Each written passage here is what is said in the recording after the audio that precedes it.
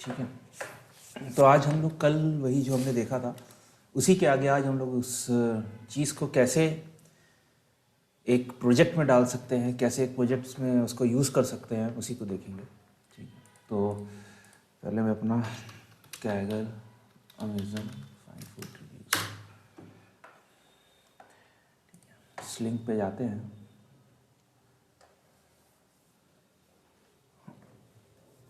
तो आपको ये जो डेटा सेट है वो यहाँ से डाउनलोड करना है। इसका मैं लिंक अपनी नोटबुक में यूज़ कर लेता हूँ। नहीं, शुरुआत में भाई।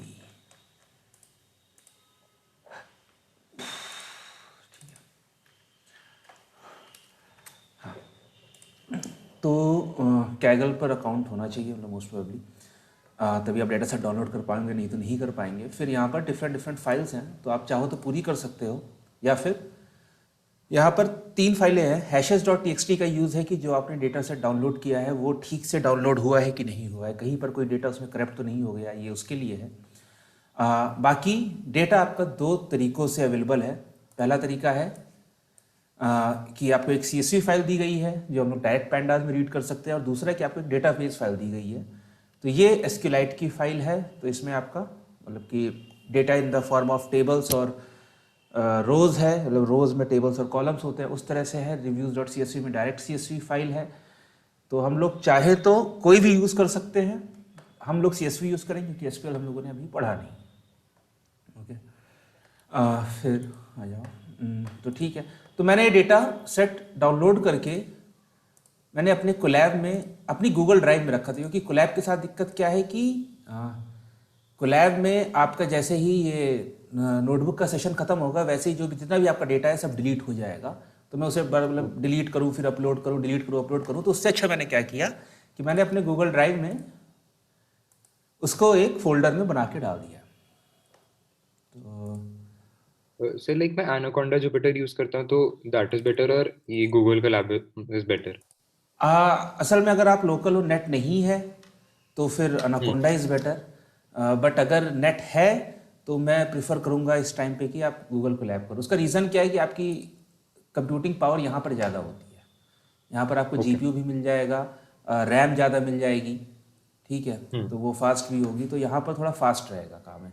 जैसे ये जो कोड है, मैं ये कोड दूंगा आपको, इस कोड को आप अपने लोकल पे चलाना और देखना कि कितनी देर में चल रहा है। ठीक है।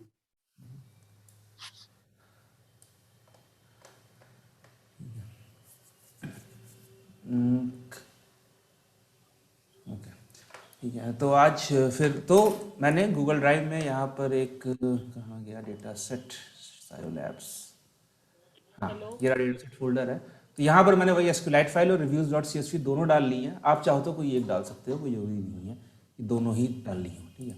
अच्छा, फिर ये जो शुरुआत की सेल्स है इसमें ये तरीका है गूगल ड्राइव में लोड करने का। तो ये कैसे है कि आप यहाँ से जाकर अपना मतलब आप ये जब रन करोगे तो फिर, अच्छा ये ऑलरेडी हेलो माउंटेड, अनमाउंट कैसे कर सकता हूँ? आप लेट हैं, हेलो। आप लेट हैं। अच्छा सर। मुझे नहीं पता अनमाउंट कैसे होगा, शायद मुझे रीसेट करना पड़ेगा पूरा फिर से। खैर आप यहाँ अनमाउंट करेंगे तो एक लिंक आ जाएगा, उस लिंक पर क्लिक करेंगे तो आपको एक कोड मिलेगा, वो कोड आप यहाँ पोस्ट करेंगे तो आपकी यहाँ पर गूगल ड्राइव ऐसे ड्राइव करके आ जाएगी, ठीक है। फिर इस ड्राइव पे आपको जाना है जहाँ पर भी अपने आपने डाला है, जहाँ पर भी आपने डाला है। जैसे मैंने सायोलैब्स के अंदर डेटा सेट फोल्डर के अंदर डाला है, इस फोल्डर के अंदर है, तो यहाँ पे जाके मैं कर लूँगा कॉपी पाथ, इस 3 डॉट्स पे क्लिक करके कॉपी पाथ, और फिर मैं ये कोड चलाऊँगा import OS, ये OS पैकेज को हम लोग डाउनलोड कर रहे हैं, और os.chdir कि मुझे अपनी डायरेक्टरी चेंज करनी है। डायरेक्टरी चेंज करने के बाद ये जो लास्ट है ये मेरा मैजिक कमांड है कि मैं यहाँ पर मैं देख रहा हूँ कि मेरा फोल्डर चेंज हुआ है कि नहीं हुआ है और मेरा डेटा सेट लोड हुआ है कि नहीं हुआ है। तो मैंने यहाँ पर ls-lh किया। ls-lh क्या करता है, l आपका लिस्ट करता है और h मतलब कि ह्यूमन रीडेबल फॉर्मेट में। अगर मैं सिंपल ls-l करूँगा तो ये देखो यहाँ पर नंबर्स जो आएंगे ये बहुत बड़े बड़े नंबर आएंगे। ये असल में आपका डेटा होता है बाइट्स में कि इसका साइज़ कितना है, बट मुझे ह्यूमन रीडेबल फॉर्म में चाहिए था, तो ls माइनस LH। तो ये मुझे बता दे रहा है कि आपके पास 3 फाइल्स हैं। ये गूगल न्यूज़ वेक्टर्स की एक शॉर्टकट है, बाकी एक SQLite फाइल है और एक reviews.csv फाइल है, जो हम लोग का 2 डेटा सेट थे, हम लोगों ने डाल के ले लिया। इस तरह फिर आपने अपना डेटा सेट अपने गूगल कोलैब में ले आए हैं, ठीक है। अब मेरे पास डेटा सेट आ गया, तो हम डेटा सेट पे काम शुरू कर सकते हैं। तो शुरुआत में तो ये तो मैंने सिर्फ इंपोर्ट किया है, ओके। और फिर अच्छा, हम लोगों ने क्योंकि अभी SQL पढ़ी नहीं है, तो SQLite पे काम करने का मतलब भी नहीं बनता है, तो हम लोग SQLite पे काम नहीं कर रहे हैं। हम लोग सिंपल अपनी CSV फाइल को डायरेक्टली लोड कर रहे हैं pd.read.csv से। अभी तक जो हम लोग फाइल लोड करते थे वो होती थी 100 लाइन्स, 200 लाइन्स, 300 लाइन्स की। यहाँ पर 250 MB की फाइल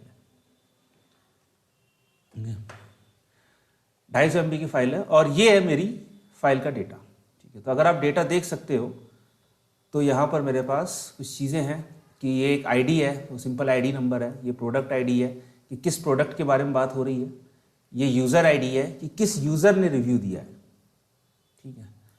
ये उसका यूज़र नेम क्या है, ये हेल्पफुलनेस न्यूमरेटर और हेल्पफुलनेस डिनोमिनेटर दोनों वैल्यूज़ हैं। ये स्कोर है कि ये स्कोर कहाँ से आया, ये आपका रेटिंग से आया कि 1 स्टार या फिर 5 स्टार, 1 स्टार से लेकर 5 स्टार तक की यहाँ तक की वैल्यू हो सकती है, ठीक है।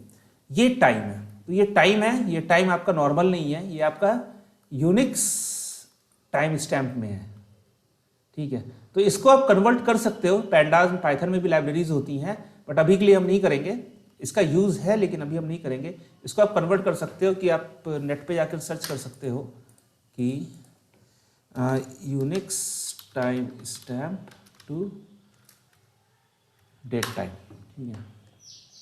तो कई आ जाएंगे, कई लिंक्स आ जाएंगे, तो हम यहाँ से अपना इसको कॉपी कर लेते हैं 130386 और time stamp to human date. तो ये है अप्रैल 27, 2011 का GMT, और मेरे टाइम जोन में अप्रैल 27, 2011 का 5:30।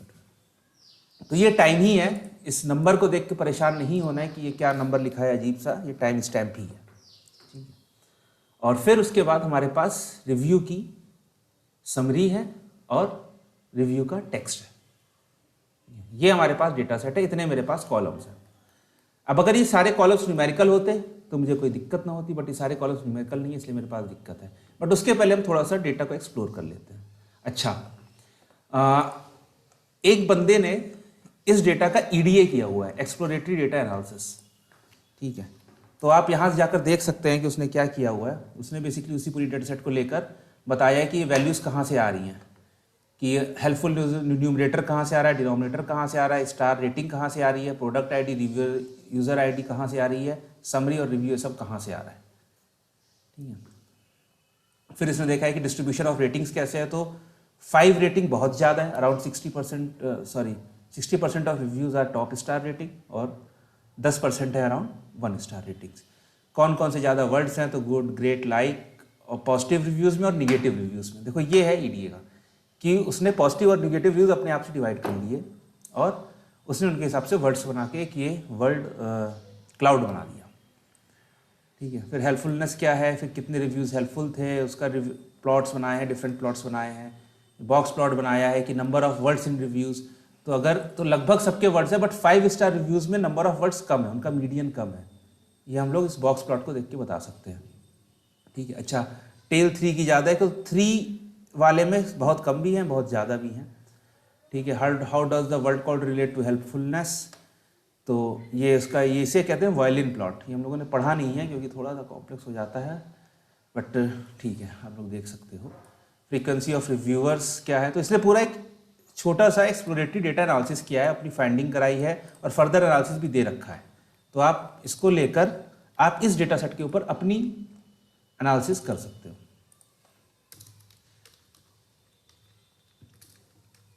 इसको भी मैं सेव कर देता हूँ। हम लोग EDA नहीं करेंगे, हम लोग कुछ बेसिक चीज़ें देखेंगे, बट EDA नहीं करेंगे हम लोग, वो आप लोग के ऊपर है कैसे करना, ठीक है। अच्छा, अब हम लोग को करना क्या था, हम लोग को जैसे ये कैगल पे अगर आप जाओगे तो ये है कि टास्क क्या है इसमें कि to determine whether a review is positive और negative and build a machine learning model around it.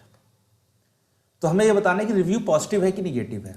अगर हम यहाँ पर डेटा सेट से देखें तो हमारे पास कोई भी कॉलम ऐसा नहीं है जो ये बताता है कि ये पॉजिटिव है कि निगेटिव है। ठीक है, हमारे पास कोई भी कॉलम ऐसा नहीं है।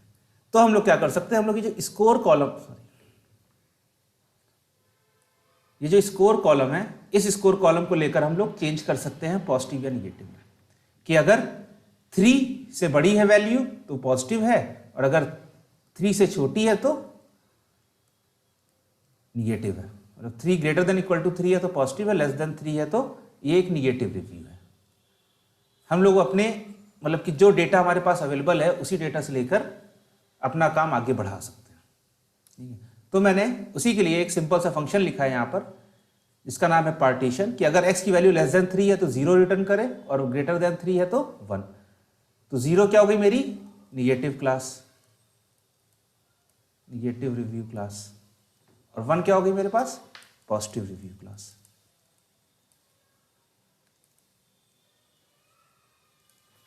ठीक है, अब मैंने इसे बनाया कैसे, मैंने वो कॉलम उठाया, एक फंक्शन लिखा सिंपल से, अप्लाई फंक्शन हम लोग पढ़ चुके हैं पैंडास में, अगर किसी को याद हो तो, उसमें हमने ये फंक्शन पास कर दिया, ये फंक्शन हमने अप्लाई कर दिया स्कोर कॉलम के ऊपर, और जो इसका आउटपुट है वो हमने असाइन कर दिया एक न्यू कॉलम के ऊपर जो मैंने बनाया सेंटीमेंट नाम का। तो अभी तक मेरे पास इस डेटा सेट में सेंटीमेंट नाम का कोई कॉलम था नहीं, बट मैंने एक नया बना दिया स्कोर के बेस पर, और फिर मैंने उसको प्रिंट किया है, 3 लाइनें शुरुआत की। तो यहाँ पर आप देखोगे मेरे पास सेंटीमेंट नाम का एक कॉलम आ गया है, क्या 1 0 1 0 वाला, और अगर मैं स्कोर देखूंगा तो शुरुआत की 3 है तो 1 है, 0 है, 1 है, क्योंकि 2 3 से बड़े हैं, 1 3 से छोटा है। ठीक है, अब ये आ गया। अच्छा, अब इसमें मेन चीज़ होती है कि जब आप मशीन लर्निंग करना शुरू करते हो, ठीक है, आपको किसी ने डेटा दे दिया, आप भरोसा नहीं कर सकते उस पर कि उसने जो डेटा दिया है वो अच्छा दिया है कि बेकार दिया है। हो सकता है कि उसने गड़बड़ डेटा दिया, हो सकता है कि उसने अच्छा डेटा दिया हो। तो उसने हमें बस डेटा दे दिया, तो डेटा दे दिया तो डेटा में क्या हो सकता है कि क्या चीज़ हो सकती है, जैसे डुप्लीकेट रोज हो सकती हैं। ये एक कॉमन प्रॉब्लम रहती है हमारे पास कि हमारे डेटा में डुप्लीकेट रोज है। तो हमें हमेशा चेक करना चाहिए कि हमारे डेटा में डुप्लीकेट रोज है कि नहीं है। ठीक है, अब डुप्लीकेट रोज 2 तरह की हो सकती हैं, एक जिनका सब कुछ सेम हो, जैसे 2 रोज हैं, जैसे यहां पर मेरे पास 2 रोज हैं, तो 2 रोज में सब कुछ सेम हो, आईडी भी सेम हो, ठीक है, प्रोडक्ट आईडी भी सेम हो, यूजर आईडी भी सेम हो, प्रोफाइल नेम भी सेम हो, हेल्थ भी सेम हो, ये भी सेम हो, ये भी सेम हो, ये भी सेम हो, और ये भी सेम। ठीक है, या तो सब कुछ सेम हो, तब तो हम बहुत इजीली डुप्लीकेट्स फाइंड कर सकते हैं। बट अगर सब कुछ सेम नहीं है तो हमारे लिए प्रॉब्लम है। तो हमें अपना दिमाग लगाना पड़ता है कि क्या क्या चीज किन किन कॉलम से डुप्लीकेट बन सकता है, कि किन किन कॉलम से डुप्लीकेट बन सकता है। जैसे आईडी कभी सेम नहीं होगी, क्योंकि ये तो रो नंबर हो गया एक तरह से आपका। ठीक है, तो हम आईडी को नहीं कंसीडर कर सकते। प्रोडक्ट आईडी सेम होनी चाहिए। ठीक है, यूजर आईडी भी मानते हैं सेम होनी चाहिए। प्रोफाइल नेम हो सकता है, क्योंकि अगर यूजर आईडी सेम है तो प्रोफाइल नेम भी सेम होगा। हेल्पफुलनेस न्यूमरेटर डिनोमिनेटर ये मैंने हटा दिया। स्कोर सेम होना चाहिए। टाइम सेम होना चाहिए, क्योंकि अगर सेम टाइम पर दिया हुआ है तो भी कुछ गड़बड़ है। और समरी और टेक्स्ट भी हो सकता है। ठीक है, तो मैंने यहाँ पर टेक्स्ट नहीं लिया, मैंने यहाँ खाली समरी लिया है। ये मैंने खाली एग्जाम्पल लेने के लिए किया है। ठीक है, तो मैं क्या कर रहा हूं, मैं कह रहा हूं कि जिस जिस कॉलम्स में ये वैल्यू सेम है उन कॉलम्स को प्रिंट करो। तो पहले उनसे डुप्लीकेट फाइंड करो। अगर आप देखोगे तो ये जो मैंने फंक्शन लिखा है कि डेटा डॉट डुप्लीकेटेड, तो डुप्लीकेटेड एक फंक्शन होता है पैंडास में जो डुप्लीकेट रोज को फाइंड करता है। यह फंक्शन डुप्लीकेटेड रोज को फाइंड करता है। इसको हम आर्गुमेंट में दे सकते हैं कि तुम्हें किस किस कॉलम को मिलाकर डुप्लीकेट फाइंड करना है। तो मैंने वो कॉलम दे दिए कि मुझे इन कॉलम्स को मिलाकर डुप्लीकेट फाइंड करना है। कीप इक्वल टू फॉल्स का मतलब है अगर मैं ये रिटर्न करता हूं तो ये क्या करता है, तो जैसे मान लो कि मेरे पास 2 रोज है, जैसे यहाँ लिखा A1 A1, ठीक है, और बाद में आ गया मेरे पास A2। तो कीप इक्वल टू फॉल्स क्या करेगा, ये एक रो को मतलब कि sorry keep equal to true क्या करेगा, तो ये एक को रखता है, एक को हटा देता है। But keep equal to false से क्या है कि हम चाहते हैं कि जितने भी डुप्लीकेट रोज हैं वो सारी दिखें। मतलब मेरे पास अगर A1 है तो मैं दोनों रोज को देखना चाहता हूं। अगर मैं ये नहीं करूंगा तो मुझे दोनों रोज नहीं दिखेगी, मुझे खाली एक ही रो दिखेगी। वो एक रो को कह देगा कि हाँ ये ओरिजिनल है, बाकी सब डुप्लीकेट है, तो वो बाकी रोज को दिखाएगा नहीं। बट मैं यहाँ क्या चाहता हूँ, मैं चाहता हूँ मैं सारी रोज देखूँ जितनी डुप्लीकेट इसने ढूंढ के लाई हैं। तो मैंने यही लिखा है, तो ये इसने पूरी फाइंड करके लाया है। तो अगर आप देखोगे तो जैसे जेरड कासल है, आईडी तो चलो हमारी डिफरेंट होगी क्योंकि ये तो रो नंबर्स हैं। प्रोडक्ट आईडी एकदम सेम है, user ID user name same है, ये डिफरेंट है। Helpful reminder, found helpful, follow helpful different है। रेटिंग सेम है, 5 रेटिंग, और सबसे खास बात टाइम सेम है। क्या कोई बंदा एक टाइम पर 2 जगह रिव्यूज दे सकता है, या 2 रिव्यूज दे सकता है?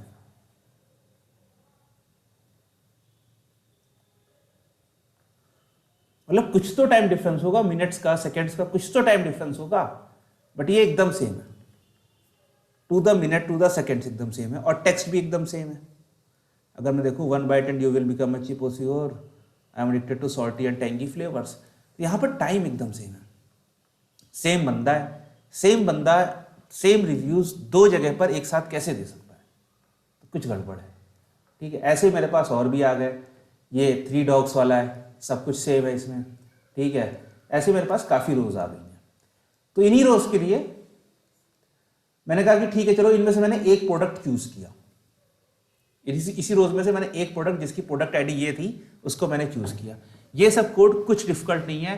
डेटा डॉट डुप्लीकेटेड, डुप्लीकेट रोज निकालो, जितनी डुप्लीकेट रोज है उसको डेटा में चेक करो कौन कौन सी हैं, फिर उसमें से वो रोज निकालो जिनकी प्रोडक्ट आईडी ये है। ये सब काम हम लोग पांडास में कर चुके हैं। अगर नहीं कर रहे हो, भूल गए हो, तो वापस से रिवाइज करना शुरू कर दो अब, क्योंकि आज के बाद से पैंडास, नमपाई बहुत ज़्यादा यूज होने वाला है। नमपाई तो मतलब आप कहोगे कि क्यों, हम लोगों ने उस टाइम पढ़ा नहीं कि पढ़ाया गया था। नमपाई काफ़ी यूज होने वाला है। ठीक है, तो मैंने ये रिव्यूज़ देखा, ये डुप्लीकेट निकाला। यहाँ पर मेरे पास सेम चीज़ें हैं, खाली हेल्पफुलनेस न्यूमरेटर और डिनोमिनेटर की वैल्यू डिफरेंट है, बाकी सब सेम टाइम और सेम समरी, सेम टेक्स्ट है। तो मैं इसको देखने गया कि चलो देखें अमेजन पर है क्या ये चीज़। तो इसका मैंने लिंक निकालकर, आप किसी भी प्रोडक्ट की बारे में जान सकते हो। आप amazon.com/dp और उसके बाद उसकी प्रोडक्ट आईडी डाल दो, तो वो आपको उसके प्रोडक्ट पे डायरेक्ट ले जाता है। ठीक है, तो वो आपको इसके प्रोडक्ट पे डायरेक्ट ले जाता है। तो यहाँ पर देखा कि भाई ये किसका, ये हॉट कोकोआ का कोई प्रोडक्ट है, मिल्क चॉकलेट है, और यहाँ पर इसके पास रिव्यूज हैं। अब हुआ क्या कि अमेजन पर इसके डिफरेंट ऑप्शंस हैं कि 10 का पैक, 2 का पैक, 3 का पैक, 4 का पैक, मिल्क चॉकलेट का पैक। तो ये अमेजन के लिए ये 5 डिफरेंट प्रोडक्ट है, बट एक पर्सन के लिए जो खरीद रहा है उसके लिए ये सेम प्रोडक्ट है। मतलब ये एक तरह से कह लो कि ये प्रोडक्ट के वेरिएंट्स हैं। सेम प्रोडक्ट, जैसे आपके पास सेम टी शर्ट है, बस उसमें सेम टी शर्ट में रंग बदल गया। जैसे हम लोग दुकान पर कहते हैं भैया ये चीज टी शर्ट दूसरे रंग में दिखाओ, तो प्रोडक्ट सेम है, खाली रंग बदला हुआ है। तो उसके लिए अमेजन ने यहां पर रिव्यूज को सेपरेट नहीं किया है कि भैया कि इस बंदे ने रिव्यू कौन से वेरिएंट के लिए दिया है, नहीं। इसने सारे रिव्यू, इस प्रोडक्ट के सारे रिव्यूज इसने एक ही जगह पर डाल दिए, चाहे डिफरेंट डिफरेंट वेरिएंट्स। क्योंकि देखो ये क्या है, खाली बॉक्स ऑफ चॉकलेट्स है कि किसी में 2 है, किसी में 10 है, किसी में 7 है, 4 है। तो ये सेम प्रोडक्ट है। तो इसीलिए अमेजन ने बंदे से रिव्यू तो एक बार लिया, लेकिन जो उसका डेटा सेट है वो हमारे पास डिफरेंट आ गया, क्योंकि ये डेटा सेट किसी और ने इकट्ठा किया है। ये डेटा सेट अगर आप कैगल पे जाओगे तो आप देखोगे कि ये Stanford network analysis project, snap की टीम ने किया है। तो उन्होंने दिक्कत किया, तो उन्होंने इसमें डुप्लीकेट्स ले आए। तो ये डुप्लीकेट्स मतलब कुछ ओरिजिनल किसी ने छेड़खानी नहीं करी है, बस ये ऐसा है कि जो डेटा को रीड करने का जिस तरह से डेटा स्क्रैप किया गया है, जो उसका तरीका है, उस तरीके में उसने इन प्रोडक्ट्स को डिफरेंट, मतलब कि डिफरेंट मान लिया है, but these are the same products. तो ये चीज़ हम लोगों ने आइडेंटिफाई कर ली। जब भी आपके पास टेबुलर डेटा आए, जब भी कोई भी टेबुलर डेटा आए, हमेशा पहला काम करो उसमें डुप्लीकेट्स चेक करो, कितने डुप्लीकेट्स हैं। और खाली ये नहीं कि सारे कॉलम्स मिलने चाहिए, नहीं, अपने दिमाग से लगाओ कि क्या क्या चीज अगर मिले तो मैं उसे डुप्लीकेट मान सकता हूं। तो ये डुप्लीकेट्स थे मेरे पास, तो हमें क्या करना है, हमें इन डुप्लीकेट्स को रिमूव करना है। अच्छा, ये नोटबुक मैं पूरी कर नहीं पाया असल में, सुबह अभी 5 बजे ही बैठा, 1 घंटे में जितना कर पाया उतना कर पाया। अभी देखते हैं उसके बाद क्लास में कितना कर पाते हैं। ठीक है, तो मुझे अब डुप्लीकेट्स रिमूव करने हैं। ठीक है, डुप्लीकेट्स रिमूव करने हैं, तो पहले मैं क्या कर रहा हूं कि मैं अपने डेटा को सॉर्ट कर रहा हूं प्रोडक्ट आईडी से। वो इसलिए कर रहा हूं कि प्रोडक्ट आईडी से सॉर्ट करने में क्या होगा, अभी जो मेरे, अगर आप देखोगे, अगर मैं ऊपर जाऊंगा, जो मैंने ऊपर प्रिंट किया था पूरे में, तो यहां पर सॉर्टिंग नहीं है प्रोडक्ट आईडी से।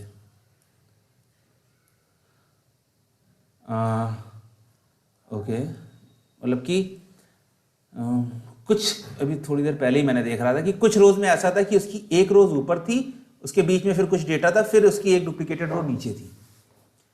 तो इससे क्या होता है कि वो डुप्लीकेट ठीक से फाइंड नहीं कर पाता है। तो हम लोग क्या कर रहे हैं, हम लोग प्रोडक्ट आईडी को सॉर्ट कर रहे हैं, प्रोडक्ट आईडी से सॉर्ट कर रहे हैं कि सारे प्रोडक्ट आईडी वाले सब एक साथ आ जाए।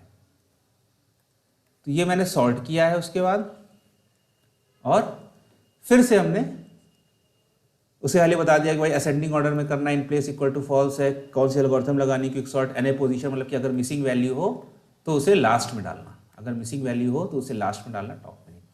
उसके बाद फिर हमने ड्रॉप डुप्लीकेट्स, ये भी पेंडास का फंक्शन है, इसमें भी वापस सेम हमने सबसेट दिया है कि भैया user ID, profile name, time और टेक्स्ट, अगर ये वैल्यू सेम है तो ये डुप्लीकेटेड है, क्योंकि एक टाइम पर एक बंदा 2 जगह रिव्यूज नहीं दे सकता है।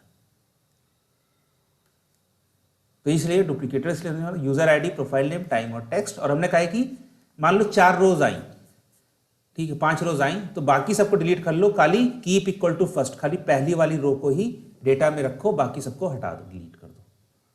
इन पेज हम लोग जानते ही हैं कि क्या होता है। तो यहां पर जो मेरा डेटा सेट ऊपर प्रिंट नहीं किया गया, हाँ नहीं, अच्छा मैंने प्रिंट ही नहीं किया, वाह, डेटा पूरा देख लिया। मैं एक काम करता हूं, यहां पर मैं डेटा डॉट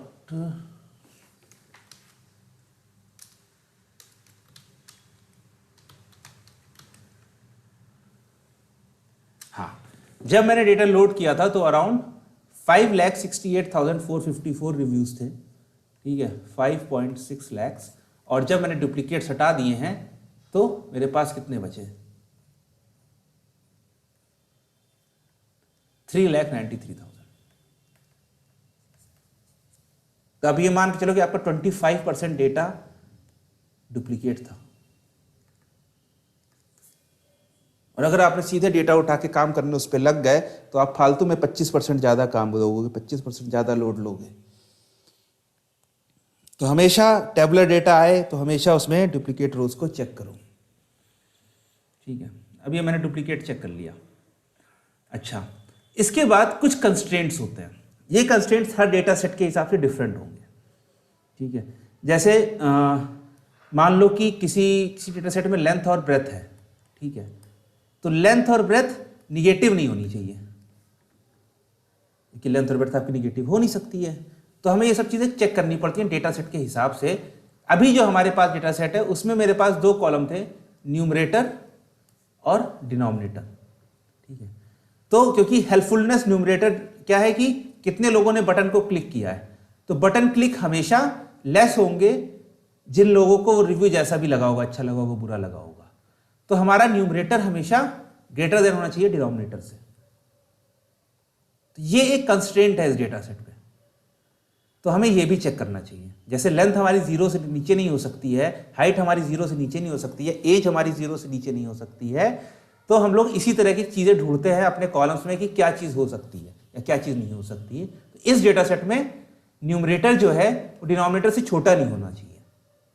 तो भाई मैंने यहाँ पर चेक किया, सॉरी बड़ा नहीं होना चाहिए, बड़ा नहीं होना चाहिए, न्यूमरेटर डिनोमिनेटर से बड़ा नहीं होना चाहिए।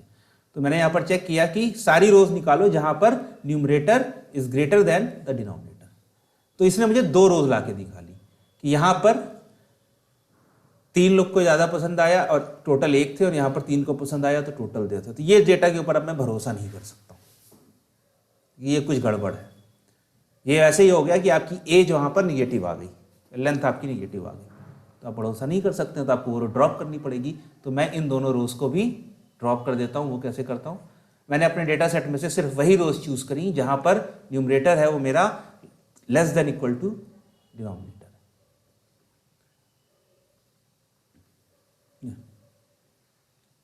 अब मैंने एक छोटी सी क्लीनिंग कर ली है। मैं अभी भी संतुष्ट नहीं हूँ इस चीज़ से, मैं अभी भी खुश नहीं हूँ कि मैंने काफ़ी काम किया, नहीं, मैंने बहुत कम काम किया, मैंने 2 ही चीज़ें देखी। मैं इस पर और चीज़ें देखना चाहता हूँ, मैं और चीज़ें ध्यान देना चाहता हूँ, बट अभी के लिए, सैंपल के लिए ठीक है। फिर ये प्री प्रोसेसिंग है। प्री प्रोसेसिंग में हम लोगों ने कल काम किया था वही वाला कोड है ये पूरा। ये डिकॉन्ट्रैक्शन करने का है, ये स्टॉप वर्ड्स का है, ये प्री प्रोसेस रिव्यूज़ का है, जो हम लोगों ने कल कोड देखा था। इस कोड में हम लोगों ने पहले क्या किया, पहले URL हटाए हैं, फिर HTML टैग्स हटाए हैं, फिर डिकॉन्ट्रैक्ट किया है, फिर जहाँ पर नंबर्स मतलब कि वर्ड्स के बीच में नंबर्स हैं वो हटाए हैं, और ये है A to Z। यार ये तो मैं देख लेता हूँ क्या था ये। अच्छा देखो, अगर आपको कभी कोई रेजेक्स मिले और आपको समझ में नहीं आए कि रेजेक्स करता क्या है, तो जाओ regex101.com पे। ये वेबसाइट regex101.com पे मैं काफ़ी यूज़ करता हूँ जब मुझे समझ में नहीं आता है। अब ये मुझे समझ में तो आ रहा है कि A to Z प्लस उसको रिप्लेस लेकिन क्यों करेगा ये। तो ये यहाँ राइट साइड में आपको दिखा देता है ये क्या कर रहा है मैच। तो प्लस बोल रहा है कि एक या unlimited times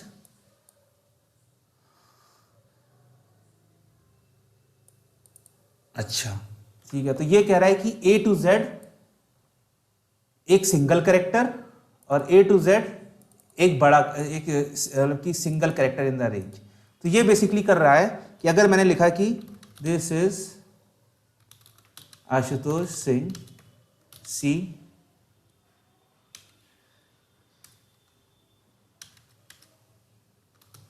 they,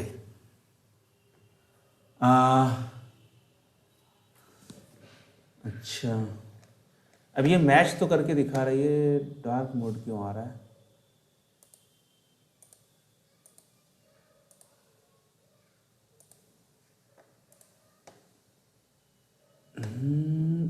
plus is gives this matches a single character not presented in the list below. तो अगर कोई भी करेक्टर ऐसा है जो अल्फाबेटिकल नहीं है तो ये मैच करेगा। तभी आप देखो यहाँ पर ब्लू है, ठीक है। अब जैसे मैं लिख देता हूँ 23507 ये नंबर्स आ गए मेरे पास, ये नंबर्स आ गए मेरे पास, तो नंबर्स को भी ये मैच कर दे रहा है। तो ये कह रहा है कि जो भी करेक्टर, ये जो A to Z था, कि जो भी करेक्टर कहाँ गया,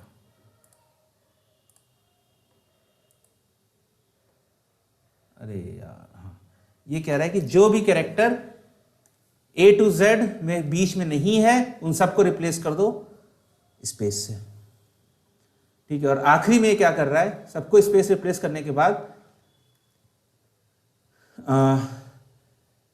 for E in sentence dot split, मान लो मेरे पास आया कि दिस इज आशुतोष। ये क्या कह रहा है कि इसको स्प्लिट करो। स्प्लिट करो मतलब इसको सेपरेट वर्ड्स में करो। अगर E डॉट लोअर, ये अब फिर ये हो गया मेरे पास E, अगर E डॉट लोअर, अगर इसका लोअर केस स्टॉप वर्ड्स में नहीं है तो उसको ऐड कर लो। तो इसको बदल दिया इसने दिस में, फिर इसने किया इज स्टॉप वर्ड में है तो इसको नहीं रखेगा, और आशुतोष स्टॉप वर्ड में नहीं है तो आशुतोष रख लिया। तो मेरे पास ये स्ट्रिंग बची, ठीक है। ये स्ट्रिंग करने के बाद ये कह रहा है कि स्पेस से ज्वाइन कर दो, जितने भी वर्ड्स बचे हैं उनको स्पेस से ज्वाइन कर दो, तो ये बन जाएगा मेरे पास दिस आशुतोष। वैसे दिस भी एक स्टॉप वर्ड है तो दिस भी आना चाहिए, तो आखिरी में सिर्फ आशुतोष बचना चाहिए। तो ये आपका क्या कर रहा है, ये लाइन आपकी, ये वाली जो लाइन है पूरी, ये क्या कर रही है, removing stop words from the text and changing everything to lower case,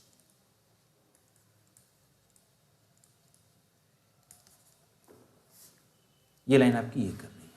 तो हम लोगों ने सारे काम कर लिए, हम लोगों ने URL हटा लिया, HTML टैग्स हटा लिए, डीकॉन्ट्रैक्ट कर लिया, न्यूमेरिक वर्ड्स हटा लिए, नॉन अल्फ़ाबेट जितनी भी चीज़ें हैं सब हटा ली, और सब स्टॉप वर्ड्स हटाकर सबको लोअर केस में कर दिया है, और उन सबको ऐड कर दिया प्री प्रोसेस रिव्यूज़ का आपकी एक लिस्ट में, जो मैंने ऊपर डिफाइन करी थी यहाँ पर। ठीक है। अच्छा, यहाँ पर TQDM है, तो TQDM क्या करता है? TQDM आपको इस तरह का बार दे देता है, तो अगर आप रन करोगे तो दिखाएगा कि 1% कंप्लीट, 2% कंप्लीट, 50% कंप्लीट, ऐसा है। इसमें हम पास कर देते हैं अपनी लिस्ट।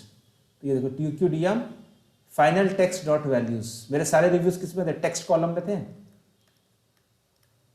टेक्स्ट कॉलम में थे, तो final text dot values. Okay, ठीक है। सर जो फाइनली अपेंड किया मैंने, वो आपने सेंटेंस डॉट स्ट्रिप क्यों अपेंड किया, मतलब उसमें स्ट्रिप क्यों यूज किया?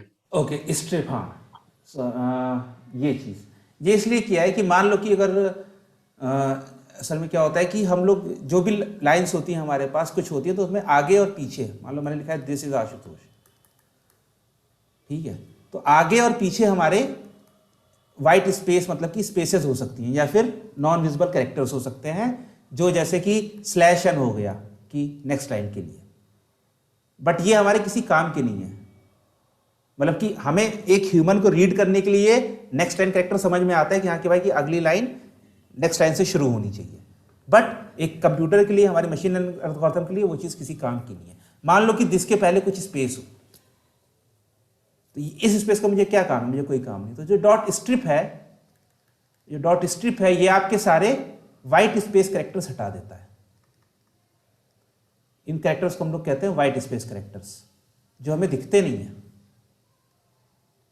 क्योंकि वो वाइट होते हैं। तो स्पेस हो गया, /t हो गया, मतलब कि एक टैब स्पेस कहते हैं इसी से हम लोग, तो वो रिप्रेजेंट होता है /t से। न्यू लाइन हो गया /n से, एक होता है return carriage new line /r/n, तो इन सबको ये हटा देता है। ये हमें दिखते नहीं है क्योंकि कंप्यूटर इनको यूज करता है अपने आप को अच्छे से दिखाने के लिए। जैसे वो /n को यूज करेगा कि वो नेक्स्ट लाइन में दिखाए, इसके बाद के जो भी टेक्स्ट लिखा है वो नेक्स्ट लाइन से शुरू होना चाहिए instead of the same line. तो ये जो स्ट्रिप है, वो स्ट्रिप इन्हीं सब आगे और पीछे के कैरेक्टर्स को हटा देता है, बीच के नहीं। ध्यान रखना, बीच के कैरेक्टर्स को नहीं हटा पाएगा, वो हमेशा आगे और पीछे के ही कैरेक्टर्स को हटा पाएगा। Okay, thank you sir. ठीक है। फिर जैसे मेरे सारी सेंटेंस मेरे प्री प्रोसेस रिव्यूज में आ गए, तो ये देखो मेरे पास आया, पहला रिव्यू क्या है? Fun way children learn months year learn poems throughout school year like hand motions invent poem. तो ये अब मतलब हमारे लिए एज ए इंग्लिश ग्रामर का सिंटैक्स से कोई मैटर नहीं कर रहा है, मतलब समझ में ही नहीं आ रहा है क्या लिखा है। ठीक है, इसको मैं दिखाता हूँ कैसे कि मैंने बाद में क्या किया कि खाली अभी आज काम करने के लिए मैंने 5000 का सैंपल लिया है कि खाली मैं 5000 के डेटा सेट पर काम करूंगा, क्योंकि पता नहीं अभी लॉजिस्टिक रिग्रेशन लगाए कितना टाइम लगे। तो यहाँ पर एक रिव्यू है, the lemon is not overpowering though I wish I this. ठीक है, तो मैंने यहाँ पर अच्छा ठीक है, ये हमारे पास टेक्स्ट आ गया है, सब कुछ हटा घटा के। ठीक है, इसमें अब कुछ दिक्कत नहीं होनी चाहिए, मतलब कि एक नॉर्मल टेक्स्ट नहीं है, ये मशीन लर्निंग के लिए बेस्ट टेक्स्ट है। इसको अब हम कन्वर्ट कर सकते हैं अपने किसी भी वेक्टराइजेशन वाली टेक्निक से, bag of words, unigrams, bigrams, TF-IDF, word to vec, किसी से भी कन्वर्ट कर सकते हैं। तो हम लोग अभी वही कर रहे हैं। ठीक है, तो मैंने यहाँ पर जो सैंपल लिया है, ये मैं कह रहा हूँ कि मुझे रैंडमली मेरा कितना 3.93 लाख का डेटा सेट था, उसमें से 5000 रोज दे दो। 5000 मैंने रोज अपनी यहाँ पर क्लास में चलाने के लिए लिया है कि हो सकता है कि कम टाइम में चल जाए, नहीं तो हो सकता है काफ़ी, अगर मैं सारी रोज लूँगा 4 लाख तो शायद ज़्यादा टाइम लगे। ठीक है, तो मैंने रैंडमली डेटा लिया अपना। ठीक है, उस डेटा में से अब मैंने कुछ कॉलम्स ड्रॉप कर दिए। मुझे इंडेक्स की ज़रूरत नहीं है, मुझे आईडी की ज़रूरत नहीं है मेरी मशीन लर्निंग एल्गोरिथम के लिए। प्रोडक्ट आईडी भी मुझे ज़रूरत नहीं है, मतलब मैं प्रोडक्ट आईडी से मुझे खाली ये देखना है कि ये जो सेंटेंस है ये पॉजिटिव है कि निगेटिव है। ठीक है, मुझे ये नहीं बताना है कि ये इस प्रोडक्ट के लिए पॉजिटिव है कि निगेटिव है। यूज़र आईडी से कोई मतलब नहीं है, किसने दिया है उससे आपके पॉजिटिव या निगेटिव होने पर कोई फ़र्क नहीं होना चाहिए। उससे सिर्फ आपके किसी चीज़ से, मतलब कि यूज़र आईडी से, प्रोफाइल नेम का भी कोई यूज़ नहीं है। ठीक है, इतने कॉलम्स मैंने हटाने हैं मेरे को। न्यूमरेटर में रखूँगा, डिनोमिनेटर में रखूँगा, क्योंकि मेरे पास ये दो हैं जो जैसे जो जो जो रिव्यू ज़्यादा लोग को हेल्पफुल लगा तो वो मोस्ट प्रोबेबली ज़्यादा पॉजिटिव होगा। ठीक है, स्कोर को मुझे हटाना है क्योंकि स्कोर को मैं बदल के ले आया हूँ किसमें, सेंटीमेंट में, 0 और 1। ठीक है, तो स्कोर भी मैं हटा दूंगा। टाइम ये ट्रिकी है, अभी के लिए मैं हटा दे रहा हूँ। इस पर हम बात करेंगे कि टाइम क्यों नहीं हटाना चाहिए। उसका मैं एक सिंपल सा इंट्यूशन देता हूँ। वो ये चीज़ हो सकती है कि मान लो कोई प्रोडक्ट शुरुआत में ख़राब था, बाद में वो प्रोडक्ट अच्छा होने लगा। जैसे एप्पल वॉच का जो पहली सीरीज आई थी वो बहुत ही ख़राब थी, कुछ काम नहीं करती थी, लेकिन 5 साल में उन्होंने एकदम उसको दुनिया की बेस्ट वॉच बना दिया, स्मार्ट वॉच। तो टाइम के हिसाब से एप्पल वॉच इवॉल्व होती गई और जो शुरुआत के एप्पल वॉच के रिव्यूज थे जो बहुत ही खराब थे वो अब चेंज हो गए हैं बहुत अच्छे में। तो टाइम से हमारे ऊपर फर्क पड़ता है, स्पेशली इस तरह के डेटा सेट में जहां पर हम लोग रिव्यूज की बात कर रहे हैं। ठीक है, लेकिन अभी for the sake of simplicity हम लोग टाइम कॉलम को हटा रहे हैं। हम लोग देखेंगे कि कैसे टाइम बेस्ड स्प्लिटिंग करी जाती है। For the sake of simplicity हम लोग इस कॉलम को अभी हटा रहे हैं। ठीक है, ये इंपॉर्टेंट हो सकता है कि कोई प्रोडक्ट पहले खराब था, अच्छा हो गया, फिर पहले अच्छा था, बाद में खराब हो गया। ठीक है, समरी ये मैंने आप लोग के लिए छोड़ा है, इसलिए मैं हटा रहा हूं कि आप लोग को इसे कन्वर्ट करना पड़ेगा। तो मैं खाली ये हेल्पफुलनेस, न्यूमरेटर, डिनोमिनेटर और टेक्स्ट, ये कॉलम से मैं अपनी मशीन लर्निंग लगाऊंगा। बाकी सारे कॉलम्स में हटा दे रहा हूँ। रीजनिंग मैंने दे दी है कि मैं क्यों हटा रहा हूँ, क्यों रख रहा हूँ, तो मैंने नीचे वही किया है। मैंने ये सारे कॉलम्स हटा दिए हैं और अब मेरे पास डेटा है खाली। अच्छा, इंडेक्स बचा हुआ है, ठीक है, इंडेक्स बचा हुआ है, हेल्पफुलनेस, न्यूमरेटर, डिनोमिनेटर, टेक्स्ट और सेंटीमेंट। ठीक है, ये बचा हुआ है। इंडेक्स अभी मैंने बचा के रखा है, अभी मैं इसको हटाता हूँ 1 मिनट में। क्या है कि मेरे पास जो मैंने प्री प्रोसेसिंग करी, अगर आप देखोगे ऊपर, तो मैंने जो प्री प्रोसेसिंग करी वो मैंने इस लिस्ट में डाली है। ठीक है, वो मेरे अभी डेटा फ्रेम में नहीं गई है, वो मेरी इस लिस्ट में है। मुझे इस लिस्ट से मुझे प्रॉपर नेम चाहिए। देखो, अगर आप अभी भी देखोगे तो मेरे डेटा फ्रेम में अभी भी ये पूरा प्रॉपर लिखा है कि this lemon is not over powering, comma, ठीक है, 2 आई विश। तो मेरे पास जो साइज इसका है वही साइज है वो प्री प्रोसेस्ड रिव्यूज का। ठीक है, तो मैं क्या करूंगा, मैं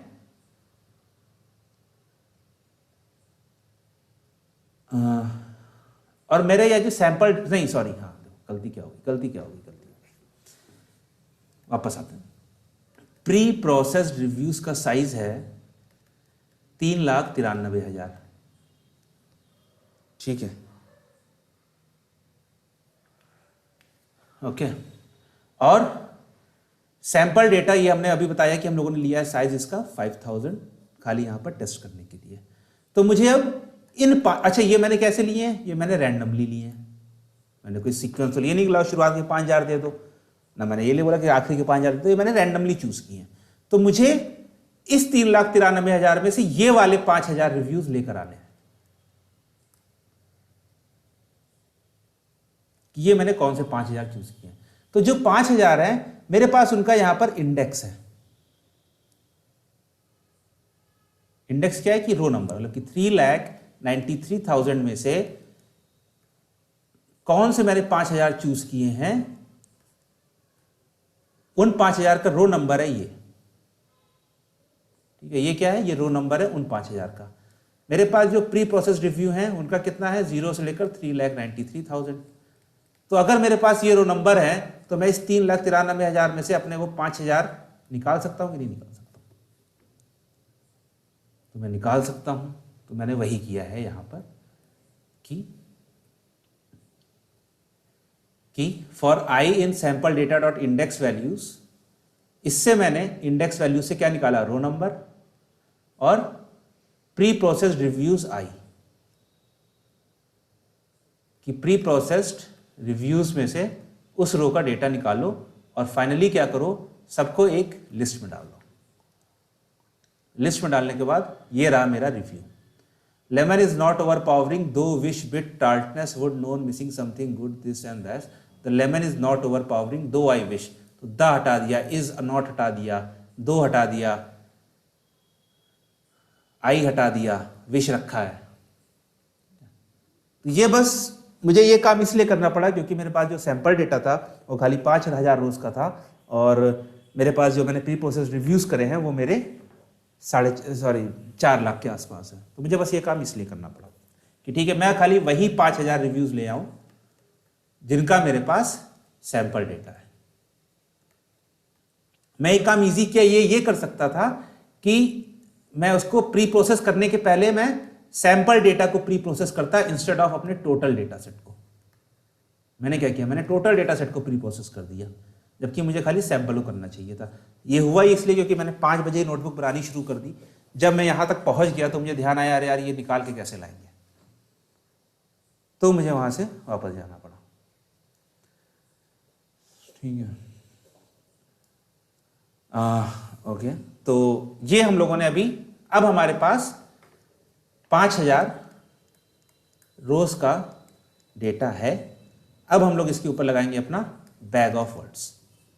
ठीक है, तो मीटिंग एंड होने वाली है, वापस से ज्वाइन कर लो। फिर 2 मिनट में देखते हैं क्या क्या कर सकते हैं, मतलब कि देखेंगे क्या क्या कर सकते हैं। 2 मिनट में ज्वाइन कर लो, ठीक है। वापस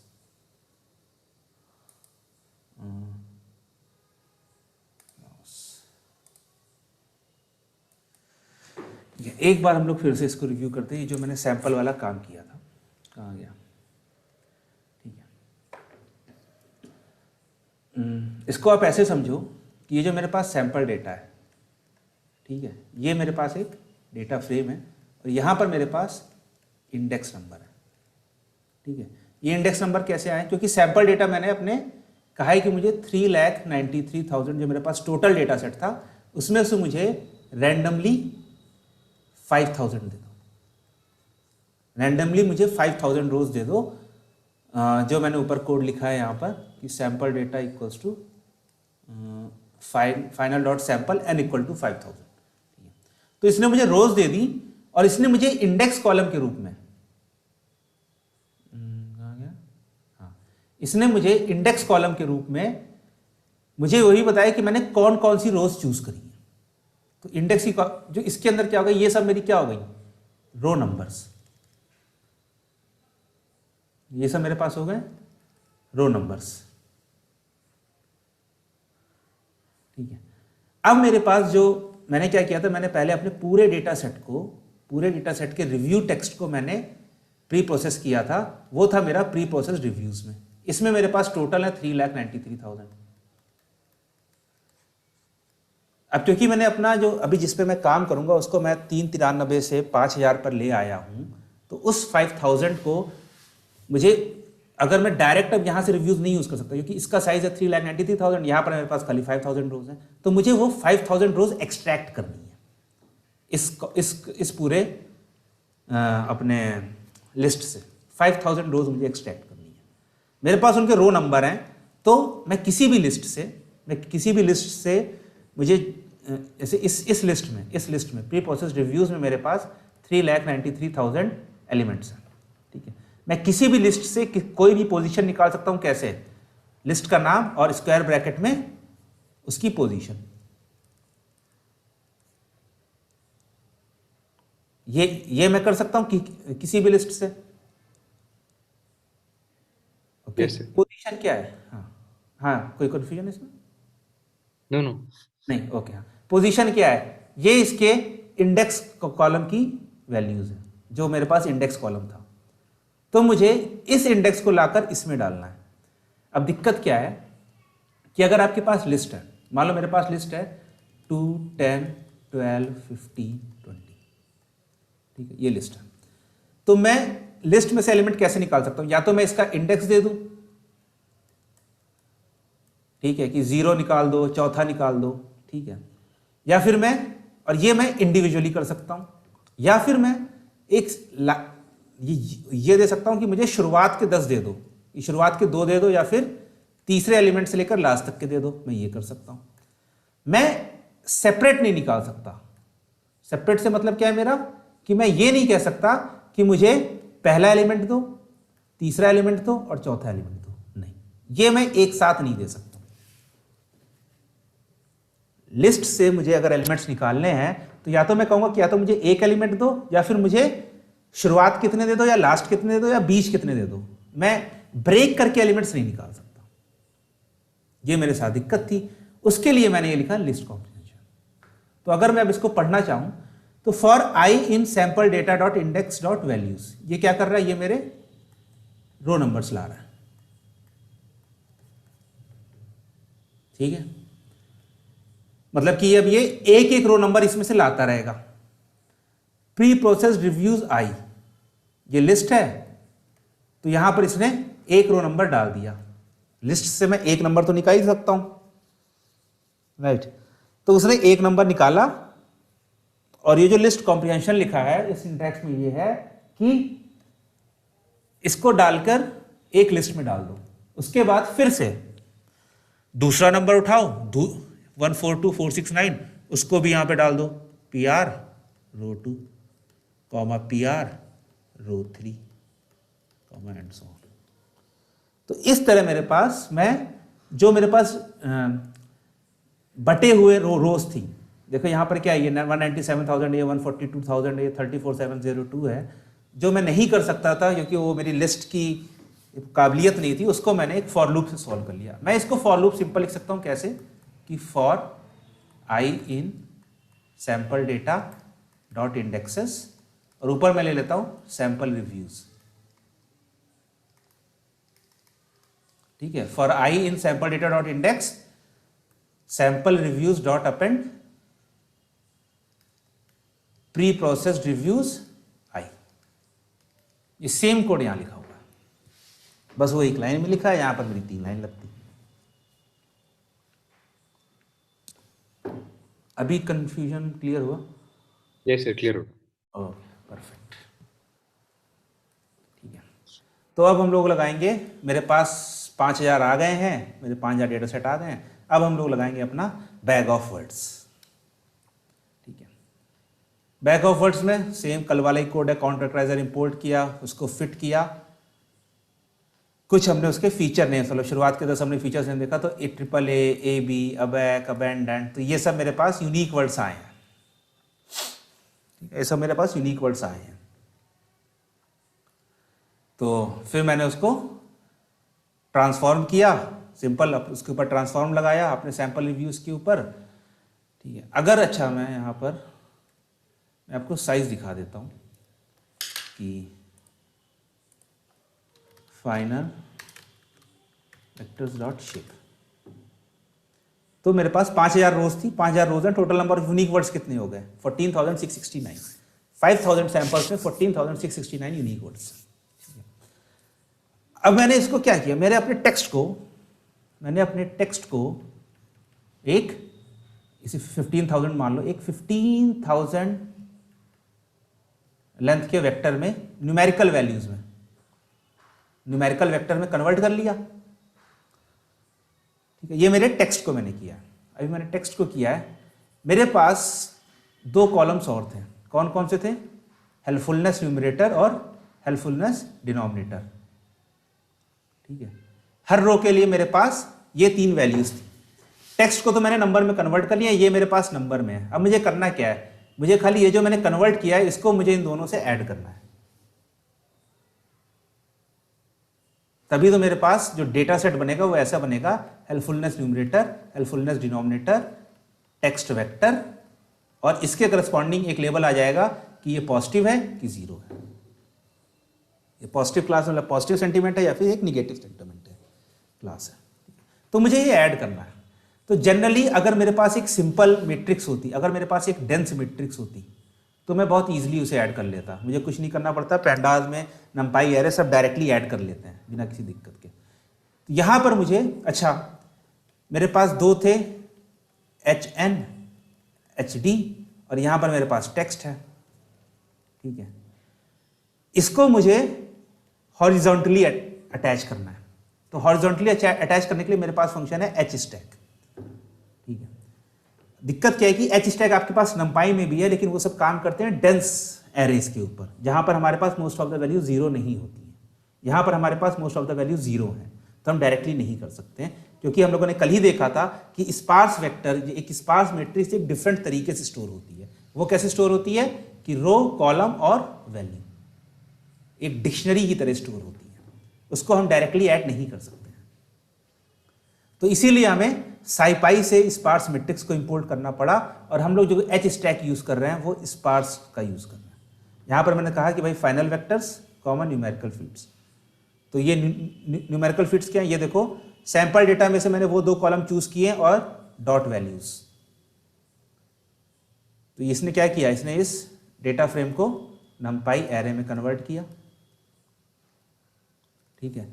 फिर हमने अपने वेक्टर्स को और इसको एच स्टैक, हॉरिजॉन्टली स्टैक ऐसे करो। अगर मुझे ऊपर नीचे रखना होता तो मैं यूज करता वी स्टैक, वर्टिकल स्टैक किया।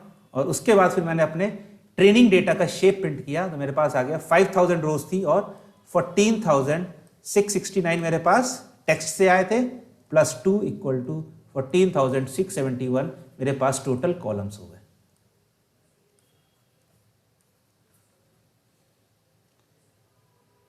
ठीक है, टारगेट, फिर मैंने टारगेट निकाला अपना कि सैंपल डेटा के सेंटीमेंट की वैल्यूज, और वो भी मेरे पास 5000 है। इसमें क्या है, 1 और 0 है।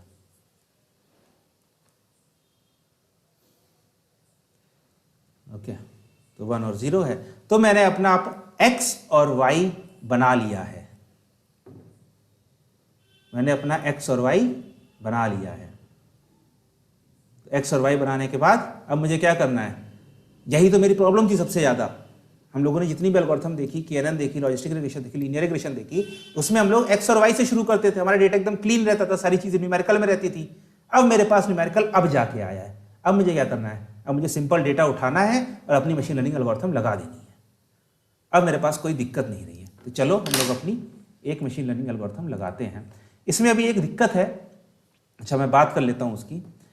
हम लोगों ने पहले बैग ऑफ वर्ड्स किया, फिर अभी हम लोग अपना स्प्लिट करेंगे ट्रेनिंग और टेस्टिंग में, ठीक है, क्योंकि अभी तक हम लोगों ने किया नहीं। अभी तो हम लोगों का ये पूरा एक्स है, इसको अभी हमें डिवाइड करना पड़ेगा ना कि ट्रेनिंग डेटा सेट और टेस्टिंग डेटा सेट में। ये हम लोगों ने गलत किया। ये ऑर्डर उल्टा होना चाहिए। ऑर्डर क्या होना चाहिए कि पहले ट्रेन और टेस्ट और उसके बाद फिर आप उसके ऊपर बैग ऑफ वर्ड्स लगाओ। इसका रीजन क्या है? इसका रीजन क्या है, इस प्रॉब्लम को कहते हैं डेटा लीकेज। डेटा लीकेज क्या है कि आपका टेस्ट सेट का data is available in training. अब यहां कैसे अवेलेबल है, देखो मान लो कि टेस्ट डेटा सेट में एक वर्ड था, उसका नाम था आशुतोष, ठीक है, बट वो ट्रेनिंग में नहीं है, ट्रेनिंग में एग्जिस्ट नहीं करता है, खाली वो टेस्ट डेटा सेट में एग्जिस्ट करता है। तो जब ट्रेनिंग ने इस वर्ड को देखा ही नहीं है, तो इस वर्ड का इसके ऊपर कोई इफेक्ट नहीं पड़ना चाहिए। लेकिन क्योंकि जैसे ही हमने बैग ऑफ वर्ड्स पहले लगा दिया, जो मेरे पास टोटल डेटा सेट था उसके ऊपर मैंने बैग ऑफ वर्ड्स लगाया है, तो वो तो इस वर्ड को क्या करेगा, काउंट करेगा, क्योंकि क्या है हमारे पास काउंट वेक्टराइजर है, तो ये तो इस वर्ड को काउंट कर लेगा। और जब उसने काउंट कर लिया तो उसके बाद बोला कि ये डेटा आपके ट्रेनिंग में आ गया है। तो हमें क्या करना है, हमें पहले ट्रेन टेस्ट में स्प्लिट करना है और फिर उसके बाद बैग ऑफ वर्ड्स लगाना है। पहले बैग ऑफ वर्ड लगा के बाद में ट्रेन टेस्ट स्प्लिट नहीं करना है। ये बहुत ही इंपॉर्टेंट चीज है, इसको आप ऐसे नहीं छोड़ सकते हो, ये आपको करना ही पड़ेगा। मतलब अगर आप कहीं करोगे और कोई दिमाग वाला होगा, ध्यान वाला होगा, कहेगा ये गलती कर दी इसने, क्योंकि जो वर्ड टेस्टिंग में है ट्रेनिंग में नहीं है। अगर आपने पहले ही लगा दिया बैग ऑफ वर्ड्स तो वो भी ट्रेनिंग में आ जाएंगे, ट्रेनिंग के बाद उसकी भी इंफॉर्मेशन आ जाएगी। तो हमें क्या करना पड़ेगा, प्रोसेस ये होनी चाहिए कि आपने मतलब पूरा प्री प्रोसेस कर लिया डेटा सेट, ठीक है, प्री प्रोसेस के बाद आप उसे ट्रेनिंग और टेस्टिंग में स्प्लिट करो, ट्रेन टेस्ट में स्प्लिट करो। ट्रेन में आप लगाओ डॉट फिट ट्रांसफॉर्म, ठीक है। और जब टेस्ट डेटा सेट, जब आप उसके ऊपर एक्यूरेसी निकालने जाओ तब आप सिंपल लगाओ ट्रांसफॉर्म, आप फिट नहीं करोगे, आप फिट नहीं करोगे। यहां पर आप खाली ट्रेनिंग के टाइम पर फिट और ट्रांसफॉर्म करोगे, टेस्ट में टाइम पर आप सिर्फ खाली ट्रांसफॉर्म करोगे, आप फिट नहीं करोगे। तो हमें ये करना चाहिए, बट अभी हम लोग कर चुके हैं, हमारे पास टाइम थोड़ा सा कम है। अच्छा, कुछ हुआ तो नहीं है, ज़्यादा बड़ी बात करते हैं हम। पहले बैक ओवर से पहले हम ट्रेन टेस्ट में स्प्लिट करते हैं, तो फिर फ़ायदा क्या हुआ पढ़ाने का, अगर मैं भी सबकी जैसे पढ़ाऊँ तो मुझे ट्रेन टेस्ट स्प्लिट में करना है। तो मुझे क्या करना पड़ेगा, from sklearn dot model selection import train test split, ठीक है। अच्छा, मैं एक काम कर देता हूँ, यहाँ पर मेरे पास सैम्पल रिव्यू 0 है ना, तो sample data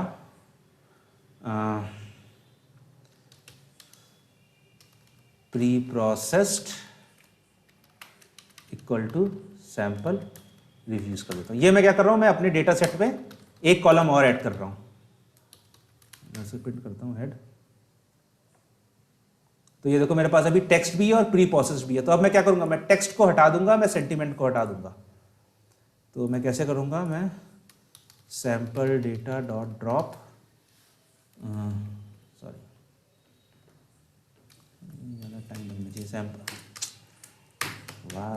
sample data dot drop, column का नाम क्या है, टेक्स्ट, कॉलम्स इक्वल्स टू एक टेक्स्ट हटा देता हूँ और मैं इंडेक्स भी हटा देता हूँ,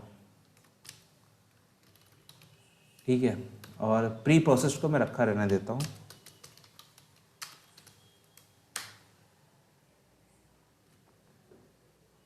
स्पेलिंग, ठीक है। अब मेरे पास हट गया, मैं एक बार इसको और प्रिंट कर लेता हूँ, सैम्पल डेटा डॉट हेड 3, तो मेरे पास देखो यही है, ठीक है।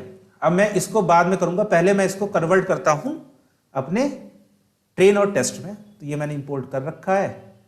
तो अच्छा, इसमें से मुझे सेंटीमेंट भी हटाना पड़ेगा। तो पहले मैं ले लेता हूँ y equals to sample data sentiment dot values, ठीक है। x equals to sample data dot drop, sentiment हटा देना क्योंकि मेरे उसमें होना नहीं चाहिए, sentiment drop columns equals to sentiment और in place equals to true, ठीक है। और नहीं, in place equal to true नहीं होगा इसमें। और ये मेरा हो गया x, और मैं करूँगा फिर प्रिंट x डॉट शेप,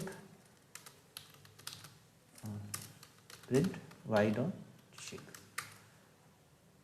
ठीक है। तो 3 कॉलम्स हैं x में और एक कॉलम है खाली y में मेरा। अब मेरा ये चीज़ हो गई है। अब मुझे क्या करना है, अब मुझे इसको कन्वर्ट करना है। तो मैं सैम्पल रिव्यूज़ की जगह यहाँ कर दूँगा सैम्पल डेटा प्री प्रोसेस्ड, क्या नाम है, प्री प्रोसेस्ड, ठीक है। अब मैंने इसको यहाँ दे दिया है और ये चीज़ सेम काम करेगी। अच्छा, मैंने अभी ट्रेन टेस्ट स्प्लिट तो किया नहीं, train x comma train test x train y comma test y equals to train test split x comma y comma test size equal to मैं देता हूँ 0.2 और रैंडम स्टेट इक्वल्स टू 24, ठीक है। और फिर मैं यहाँ पर बस सबका शेप प्रिंट कर देता हूँ। शेप देखो, मैं इसलिए बार बार शेप इसलिए प्रिंट करता हूँ कि कहीं पर कोई गलती हो रही हो तो पहले ही दिख जाए। लाइन मुझे थोड़ी ज़्यादा लिखनी पड़ेंगी बट मेरी गलती पहले पकड़ जाएगी। तो इसने 4000 और 1000 के उसमें कन्वर्ट कर दिया, ठीक है। अब मुझे कुछ नहीं करना है, मुझे यहाँ पर ट्रेन x, ठीक है।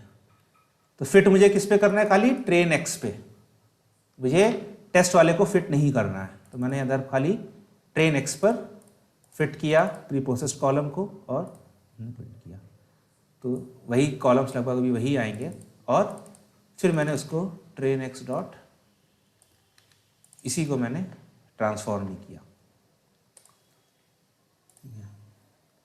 मेरे पास 13,210, देखो जब पूरा डेटा सेट था तो अराउंड 14,669 मेरे पास वर्ड्स थे, यूनिक वर्ड्स थे, बट जब मैंने उसमें ट्रेन टेस्ट स्प्लिट कर दिया है तो मेरे पास खाली 13,210 यूनिक वर्ड्स आए हैं। मतलब मेरे पास बहुत ज़्यादा डेटा लीकेज हो रहा था, अराउंड 7 to 8% का डेटा लीकेज हो रहा था।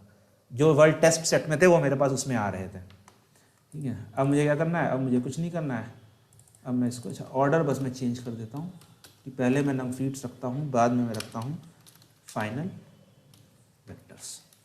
ठीक है, और ये मेरे पास आ जाएगा ट्रेन एक्स ट्रेनिंग डेटा। ठीक है,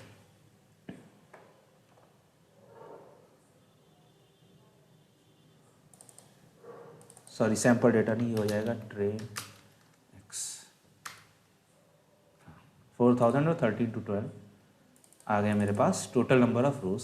ठीक है, टारगेट मेरे पास है किस नाम से है, टेस्ट वाई नाम से है, सॉरी ट्रेन वाई नाम से है। तो मेरे पास ट्रेनिंग और टेस्टिंग का दोनों का डेटा सेट हो गया। मैं क्या करूँगा, मैं अपना मॉडल बनाऊँगा फ्रॉम, तो लॉजिस्टिक रिग्रेशन लगाते हैं, लीनियर मॉडल इंपोर्ट। मुझे एक डाउट था कि हम ये स्टैक कर क्यों रहे हैं, बिकॉज हमें तो बैग ऑफ वर्ड्स में यूनिक बैग चाहिए ना, हेल्पफुल न्यूमरेटर और डिनोमिनेटर में तो जस्ट रिव्यू है इसके कि हेल्पफुल था कि नहीं। हाँ, लेकिन हम लोग देखो हमेशा नहीं है कि बाकी पूरे डेटा को इग्नोर कर देंगे, सिर्फ हम लोग टेक्स्ट वाले को लेंगे, ऐसा नहीं है। हमारे पास बाकी फीचर्स भी रहेंगे। हम लोगों ने खाली किया कि खाली जो टेक्स्ट वाला जो कॉलम था उसको हम लोग अपना न्यूमेरिकल में लेकर आए हैं। जैसे मैंने अभी बात करी थी टाइम की, तो टाइम मैंने अभी for the sake of convenience मैंने हटा दिया है, लेकिन time can be an important feature. ठीक है, ठीक है ना, तो जरूरी नहीं है कि हम लोग हमेशा खाली टेक्स्ट को लेंगे, हमारे पास बाकी फीचर्स भी काम आ सकते हैं, तो हम लोग खाली उसे काम करने के लिए दे रहे हैं। अच्छा, अगर मैं ये ना लेता तो हम लोग डायरेक्ट फिर लॉजिस्टिक रिग्रेशन लगा देते, तो ये प्रोसेस आप लोग भूल जाते कि कैसे हम लोग स्पार्स मैट्रिक्स को ऐड करते हैं। स्टैक करता है। ठीक है, गॉट इट। तो लॉजिस्टिक रिग्रेशन इंपोर्ट कर लिया हम लोग, फिर करते हैं model equals to logistic regression. अब बाय डिफॉल्ट ये L2 रेगुलराइजेशन लगाता है, मॉडल डॉट फिट, ये हो जाएगा मेरा ट्रेनिंग डेटा। ठीक है, और लेट्स सी, अच्छा sorry training data comma train y, increase the number of iteration. अच्छा, मैक्स इटरेशन इसमें कम है, तो मैक्स इटरेशन इक्वल्स टू, जो हमारा ग्रेडियंट डिसेंट प्रॉब्लम है तो इसको मैं 15,000 कर देता हूँ। इटर इटर इटर, तो ट्रेन हो गया, बहुत सही ट्रेन हो गया, बहुत तेज। अच्छा 5,000 तो है, ठीक है। फिर हम लोग उठाते हैं, अब मुझे क्या करना है, अब मुझे फिट करना है, मतलब कि predict on test data set. ठीक है, अभी तक देखो हमारा जो ट्रेन था वो कैसा था, टेस्ट टेक्स अभी हमारा 1000/3 कॉलम है, अभी हमें इसको भी अपने सेम शेप में लेना पड़ेगा, तो हमें उसके लिए वापस ये काम करना पड़ेगा। तो हम क्या करेंगे वापस ये काम, पहले हम उसे फाइनल टेस्ट वेक्टर्स, अब काउंट वेक्टराइजर हम लोग बना चुके हैं, हम लोग फिट कर चुके हैं, तो हम लोग क्या करेंगे, खाली ट्रांसफॉर्म करेंगे, ट्रांसफॉर्म, और ये मेरा हो जाएगा सॉरी टेस्ट एक्स, कौन सा कॉलम, प्री प्रोसेस्ड और डॉट वैल्यूज, और मैं इसको ही प्रिंट करता हूँ, प्रिंट सॉरी सिंपल ही कर देता है, final test vectors dot shape. तो देखो 13 to 10 रोज, जो रोज जितने रो नंबर मेरे पास पहले आया था सेम रोज होना चाहिए। अगर आपका ट्रेनिंग और टेस्टिंग डेटा सेट का साइज डिफरेंट है, शेप डिफरेंट है, नंबर ऑफ कॉलम्स डिफरेंट है, तो वो फेल हो जाएगा। तो हम लोगों ने इसीलिए टेस्टिंग के ऊपर फिट नहीं किया, क्योंकि यूनिक वर्ड्स इसको खाली ट्रेनिंग से ही निकालने हैं, टेस्टिंग से नहीं निकालना यूनिक वर्ड्स, वो उसको निकाल के खाली बैग ऑफ वर्ड्स बनाना है उसको। तो ये हो गया मेरे पास, इसको मुझे फिर से अपना वो करना पड़ेगा, स्टैक करना पड़ेगा। तो ये हो जाएगा मेरा टेस्ट एक्स, इसे मैं कर देता हूँ test feeds equal to this, ये मेरा इंपोर्टेड है, test data equals to test feeds और फाइनल टेस्ट वेक्टर्स, और ये हो जाएगा टेस्ट डेटा डॉट शेप। मेरे पास 1000 बाई 13 to 12 ना, सेम नंबर ऑफ कॉलम्स जो यहाँ पर हैं वही सेम नंबर ऑफ कॉलम्स मेरे पास ट्रेनिंग में थे। तो अब मेरा पास बन गया है, और अच्छा ठीक है, अब मुझे क्या निकालना है, अब मुझे निकालना है एक्यूरेसी। तो from scaler dot matrix import accuracy score, और अच्छा पहले मैं प्रिडिक्ट तो करूँ, प्रिडिक्शन इक्वल्स टू, इसका नाम क्या था, मॉडल, मॉडल डॉट प्रिडिक्ट, क्या था मेरा टेस्टिंग डेटा सेट ना, टेस्ट डेटा, टेस्ट डेटा, ठीक है। ये मेरे प्रिडिक्शंस हो गए। फिर गेट द एक्चुअल वैल्यूज़ कि वो पॉजिटिव था कि नहीं, वो मैं कैसे निकालूंगा, वो मेरे पास आ जाएगा test x sorry y true equals to test y, ये मेरे पास है। और एक्यूरेसी स्कोर आ जाएगी मेरे पास, accuracy score y true let's और लेट्स सी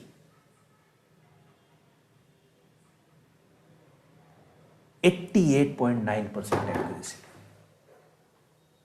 हम लोग 88.9% एक्यूरेसी से बता सकते हैं कि सेंटीमेंट था वो पॉजिटिव था कि निगेटिव था रिव्यू का। और अभी तो हमने कुछ किया ही नहीं, मतलब किया बहुत कुछ है लेकिन कुछ खास नहीं किया। अभी हम लोगों ने L1 रेगुलराइजेशन नहीं लगाया, L2 रेगुलराइजेशन सॉरी L2 तो लगा हुआ है, L1 नहीं लगाया है। अभी हम लोगों ने स्टेमिंग नहीं करी है अपने सेंटेंसेस की। लेकिन हम लोग एक डेटा सेट के ऊपर सेंटीमेंट प्रिडिक्ट कर सकते हैं कि हाँ कि भाई 88.9% उसके साथ कि अच्छा इसमें अभी दिक्कत हो सकती है। इसमें दिक्कत ये हो सकती है कि हमने ये तो चेक किया कि नहीं कि इम्बैलेंस डेटा सेट था कि बैलेंस डेटा सेट था। किया हमने? अगर मान लो 90% ऑफ द रोज जो है मेरे पास सैंपल डेटा में वो पॉजिटिव ही है, सब 1 है, तो मेरा मॉडल कुछ सीखेगा ही नहीं।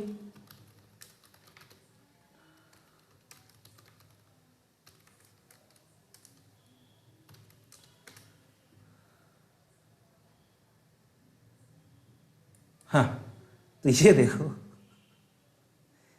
ये मैंने क्या निकाला कि कितनी रोज में 1 है। इसको मैं सिंपल दिखाता हूं, वैल्यू काउंट्स।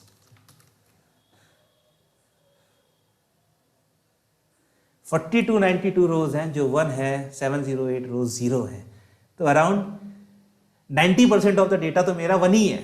तो ये हाईली इम्बैलेंस डेटा सेट था। तो अगर मेरी एक्यूरेसी भी आ रही है 88.9 तो इसमें कोई तोप नहीं उखाड़ लिया, ठीक है,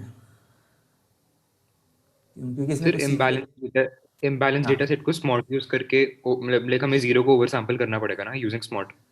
हाँ, या तो हम 0 को ओवर सैंपल करें, या फिर जैसे हम लोगों ने अभी रैंडमली चूज किया था 5000 रोज, तो उसकी वजह से ये चीज़ हुई है। हम ऐसा कर सकते थे कि हम मतलब कि कुछ मतलब कि एक शफल होता है, स्ट्रेटिफाई स्प्लिट, स्ट्रेटिफाई करके होता है, तो वो आपकी दोनों क्लासेस का बैलेंस मेंटेन रखता है, और तब भी आप रैंडमली चूज कर सकते हो। तो वो या तो हम लोग आउट सैंपल करें या फिर उसको मतलब कि उसकी वेटिंग करें कि मतलब कि जैसे ये क्लास जो है मेरी ये कहाँ गई, तो ये अराउंड मतलब कि आप मान के चलो कि 7 नहीं, कितना हो गया, 10 में करो तो 14% है ये, ठीक है। निगेटिव क्लास आपकी 14% है और पॉजिटिव क्लास आपकी 86% है। तो ये अराउंड 1:9 का रेशियो हो गया, मतलब 1:9 क्या 1:5 का रेशियो हो गया, ठीक है। तो हम क्या कर सकते हैं कि जहाँ पर हम लोग जब क्लास का वेट देना चाहें तो वहाँ पर हम दे सकते हैं कि अगर ये पॉइंट आया है तो इसको हम 5 टाइम्स कंसिडर करेंगे, और अगर ये पॉइंट आया है तो इसको हम 1 टाइम ही कंसिडर करेंगे। अब वो थोड़ा सा अभी के लिए कॉम्प्लेक्स हो जाए, क्योंकि आज हम लोगों ने काफ़ी चीज़ें देखी हैं, ठीक है, तो वो हम लोग बाद में डिस्कस करेंगे, ऐसा कुछ नहीं है कि नहीं डिस्कस करेंगे। मैंने इसीलिए दिखाया कि अच्छा, मैंने भी ध्यान नहीं दिया कि ओवर सैम्पल डेटा हो सकता है, लेकिन जब 88% एक्यूरेसी देखी तो मैं भी खुश हो गया, लेकिन तुरंत दिमाग में जगा कि कुछ अच्छा है तो मतलब कुछ बुरा कर रहे हो बिना कुछ किए। तो ये चीज़ हम लोग देख सकते हैं, ठीक है। लोग हम लोग आगे देखेंगे, आप लोग असाइनमेंट में देखो, जैसे देखो इम्बैलेंस डेटा सेट के ऊपर आप यही कर सकते हो कि आप जो मैंने यहाँ 5,000 पे किया है काम ना, आप 5,000 की जगह यहाँ पूरे 3,93,000 पे करो, फिर देखो कैसी एक्यूरेसी आ रही है। सर बाकी अब वो स्ट्रैटिफाइड वाला भी एक बार बता देना कि अगर हमें मतलब दोनों क्लासेस के सैंपल उठाने तो कैसे उठा सकते हैं।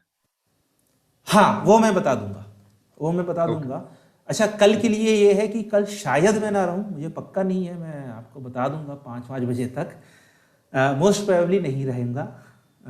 तो हम लोग या तो वीकेंड पे करेंगे कोई क्लास, इसका पूरा कवर करेंगे, ठीक है। कल मेरे दोस्त की शादी है तो मुझे शायद उसमें जाना पड़े, बट अगर वो नहीं होता है तो कल शाम को 6 बजे हम लोग क्लास करेंगे, ठीक है। इसका लिंक दोनों वीडियोस मैं अपलोड करे दे रहा हूँ, ठीक है। और क्लास ही एंड हो गई है, इसको रिव्यू जरूर करना वीडियो के साथ, और इसके आगे अपना कुछ दिमाग लगाना। मैं असाइनमेंट की लिस्ट भेज दूंगा आपको क्या क्या करना है। ओके। हाँ, अभिषेक बताओ।